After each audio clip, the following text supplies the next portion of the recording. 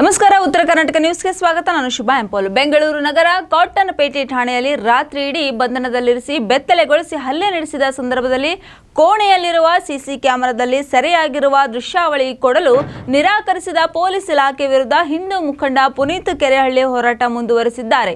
ಬೆಂಗಳೂರಿನ ಕಸಾಯಿಖಾನೆಗೆ ಅಕ್ರಮವಾಗಿ ಸಾಗಿಸುತ್ತಿದ್ದ ಮದ್ದೂರು ಪಟ್ಟಣದ ಪ್ರವಾಸಿ ಮಂದಿರದ ಬಳಿ 30ಕ್ಕೂ ಹೆಚ್ಚು ಜಾನುವಾರುಗಳನ್ನು ಹಿಂದೂ ಮುಖಂಡ ಪುನೀತ್ ಕೆರೆಹಳ್ಳಿ ತಂಡ ರಕ್ಷಣೆ ಮಾಡಿ ಮದ್ದೂರು ಪೊಲೀಸ್ ಠಾಣೆಗೆ ದೂರು ನೀಡಿ ತಕ್ಷಣವೇ ವಾಹನದ ಚಾಲಕ ಮನ್ಸೂರ್ ಅಹಮದ್ನನ್ನು ಪೊಲೀಸರು ವಶಕ್ಕೆ ತೆಗೆದುಕೊಂಡು ಘಟನೆ ನಡೆದಿದೆ.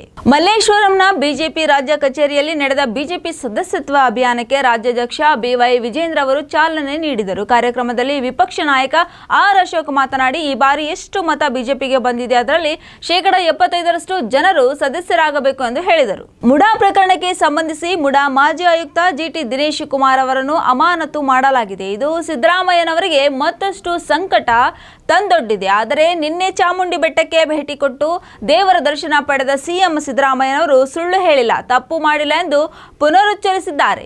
ಬೆಂಗಳೂರು ನಗರದಲ್ಲಿ ಅಕ್ರಮವಾಗಿ ತಯಾರಿಕೆ ಮತ್ತು ಮಾರಾಟ ಮಾಡಲಾಗುತ್ತಿರುವ ಪಿಒಪಿ ಗಣೇಶ ಮೂರ್ತಿ ವಿಗ್ರಹಗಳನ್ನು ಮಾಲಿನ್ಯ ನಿಯಂತ್ರಣಾ ಮಂಡಳಿ ಅಧಿಕಾರಿಗಳು ದಾಳಿ ಮಾಡಿ ಜಪ್ತಿ ಮಾಡಿರುವ ಘಟನೆ ನಡೆದಿದೆ. ಕಾಂಗ್ರೆಸ್ ಪಕ್ಷದ ಕೆಲ ಮುಖಂಡರು ನಿನ್ನೆ ಛಲವಾದಿ ನಾರಾಯಣ ಸ್ವಾಮಿ ಅವರ ವಿರುದ್ಧ ರಾಜ್ಯಪಾಲರಿಗೆ ದೂರು ಕೊಡಲು ಹೋಗಿದ್ದರು. ಎಲ್ಲಿದ್ದರು ನಿಮ್ಮ ಮಹಾನ್ ನಾಯಕರು ಎಂದು ಬಿಜೆಪಿ ರಾಜ್ಯಾಧ್ಯಕ್ಷ ಮತ್ತು ಶಾಸಕ ಬಿವೈ ವಿಜೇಂದ್ರ ಅವರು ಪ್ರಿಯಾಂಕ್ ಖರ್ಗೆ ಅವರಿಗೆ ಪ್ರಶ್ನಿಸಿದ್ದಾರೆ.